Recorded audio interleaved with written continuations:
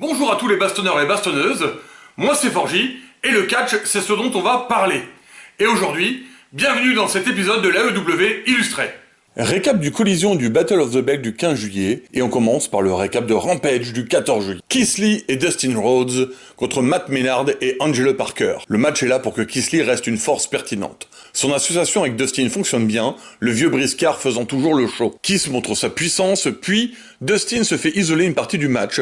Il se fait alors totalement déborder par le travail d'équipe du duo de la JAS, faction de Jericho qui touche sûrement à sa fin, et tente ce qu'il peut pour survivre. Puis, quand il fait le hot tag à Keith, il reprend où il en était. Sa puissance est palpable, il prend le match en main pour une victoire incontestable. Johnny TV veut se faire les acclamer avec la bande QTV. Puis sa femme Taya Valkyrie démonte une Panou Panou. Elle fait sortir Tony Storm des coulisses pour la confronter à un match à Battle of the Belt le lendemain. Elle obtient gain de cause en l'énervant juste ce qu'il faut. Lance Archer contre Trent Barreta. Bon petit match qui oppose la force brute du Murder Hawk Monster à la vélocité de Trent. Après une grosse domination de Lance, Trent va avoir quelques retours et jolies ouvertures.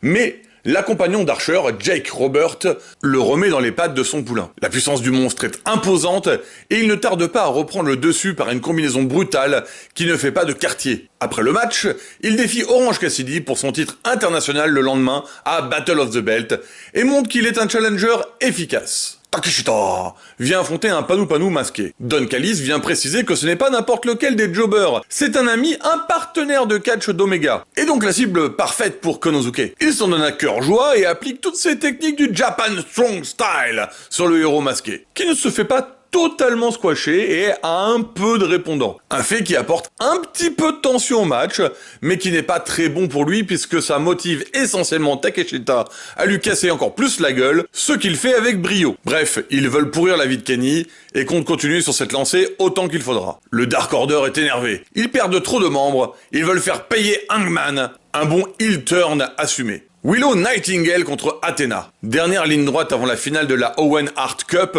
contre Ruby Soho. Un match qui tient ses promesses. Le cœur et la bonne humeur de Willow contre l'intensité et la suffisance d'Athena. Bon match bien disputé. Le momentum s'échange de l'une à l'autre. Très athlétique. Les prises s'enchaînent. Willow a la supériorité physique.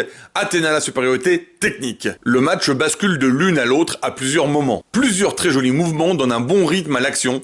C'est finalement Willow qui s'impose dans une sorte d'high technique maneuver qui laisse totalement méduser Athena, qui a du mal à digérer sa défaite. Faut dire que ça lui était pas arrivé depuis très longtemps. Elle le vit pas bien. Et Willow, elle, est toute sourire d'aller en finale. On verra si elle déchante ou pas. On passe à Collision du 15 juillet. Vous pouvez en profiter pour vous abonner. Dans sa petite vignette, CM Punk dit à Starks qu'on va découvrir s'il nage ou s'il coule. Ce qui est exactement ce que Edge a dit la semaine dernière à Grayson Waller à la WWE.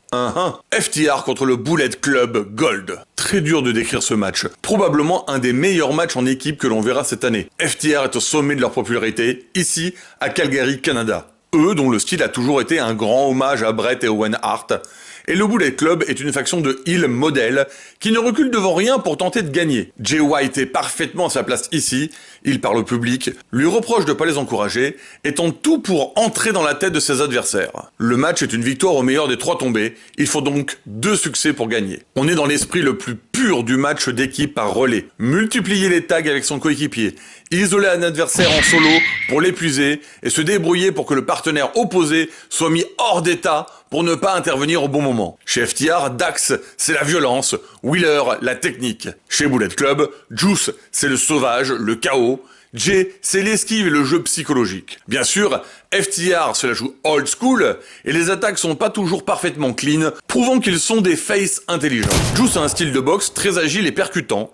Je deviens de plus en plus fan de lui, il est passé de juste horripilant à fascinant. Les démonstrations de force et de technique sont nombreuses, c'est du vrai pro-wrestling, on est tenu en haleine pendant tout le match, qui est captivant, avec un excellent rythme. Après une grosse demi-heure d'échange, c'est finalement Jay White, sur un assist de Juice, qui fait le tomber sur Cash avec son finish le Blade Runner, 1-0 pour le Bullet Club Gold. On repart avec une domination de cette faction qui va isoler Wheeler par tous les moyens possibles et enchaîner les presque tombés sur lui. Finalement, le tag se fait sur Dax, qui va retourner la situation et rééquilibrer les débats. On est alors dans une grande phase de tag team qui multiplie les enchaînements à deux et les techniques synchronisées. Plusieurs presque tombées vont avoir lieu des deux côtés. Mais c'est quand Jay va être éliminé de l'équation que Dax et Cash vont lancer un assaut sur Juice pour égaliser les scores 1-1. Après une grosse baston de groupe à l'extérieur du ring, les deux équipes sont épuisées. Elles tiennent à la force seule de leur volonté. On approche des 1 heure de combat et ils tiennent à peine debout, mais se regardent toujours avec une grande intensité. Ils iront au bout de leur force. Jay tente de soumettre Dax pendant que Juice élimine Cash, mais sans succès. Comme je l'ai dit, l'idée ici est de rendre hommage au Hart, et donc la prise de finition de choix est bien sûr le sharpshooter. Jay White passe à un rien d'éliminer ainsi Dax, mais il arrive à s'en sortir. Quelques mouvements plus tard et un Blade Runner avorté, Jay et Juice sont pris en même temps en sharpshooter, mais en se rejoignant l'un et l'autre au centre du ring, ils arrivent à s'en défaire.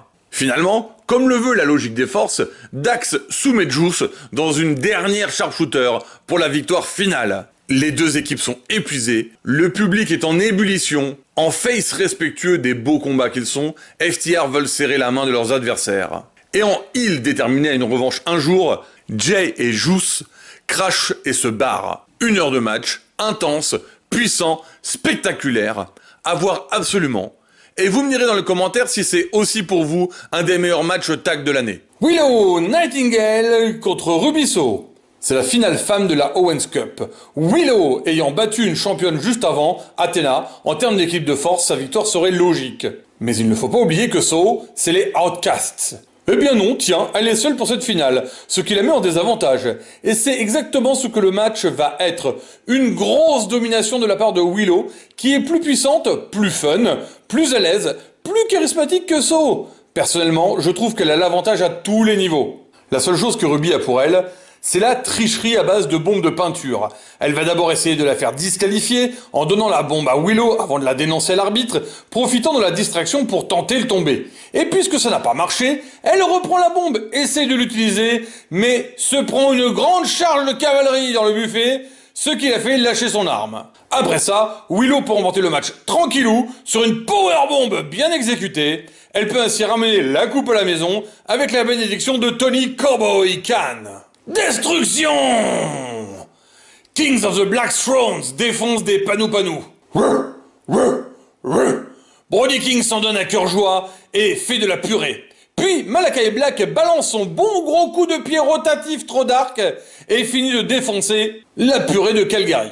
Bien sûr, le match est un prétexte pour exhiber le masque d'Andrade qui aimerait bien le récupérer. La rivalité continue, on nous garde le Malakai Andrade pour plus tard. J'ai hâte, et vous?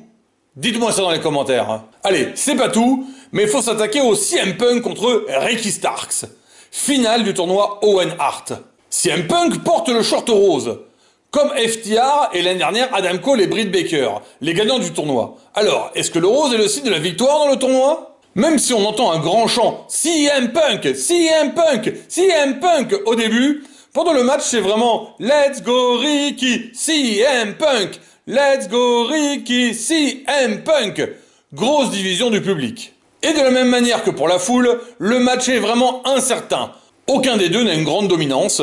Ils se renvoient les mouvements un par un et prennent le temps de s'amuser. Pas forcément un grand match, mais un bon match avec pas mal de rebondissements et un investissement intéressant de ce public très indécis. Le match est assez acrobatique et le tempo plutôt rapide, ce qui fait qu'on ne manque pas d'action. Bien sûr, on a des hommages au match des Hart, ça reste la thématique.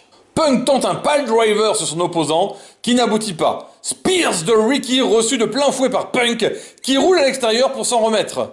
CM reprend la main et essaie de faire abandonner Starks. American Rana qui amène à une série de roulés-boulés qui se suivent très rapidement. Plusieurs high technique maneuvers donc qu'ils amènent au bord des cordes. Et Ricky saisit sa chance, s'assiste pour la victoire. C'est la consternation. Le short rose de Punk ne lui a pas porté chance. Ricky gagne le tournoi. Une bonne occasion d'avoir son moment de gloire. Et le Canada est relativement content. Et moi, très étonné, je félicite ce genre d'initiative. Ça devrait être fini, non? Alors, abonnez-vous! Et il n'en est rien, c'est l'heure de Battle of the Belt 7ème édition. Un invité de marque du Japon, une légende vient remettre le trophée et Starks lui arrache des mains et part avec. Ricky est-il en train de revirer Hill? Orange versus Lance Archer.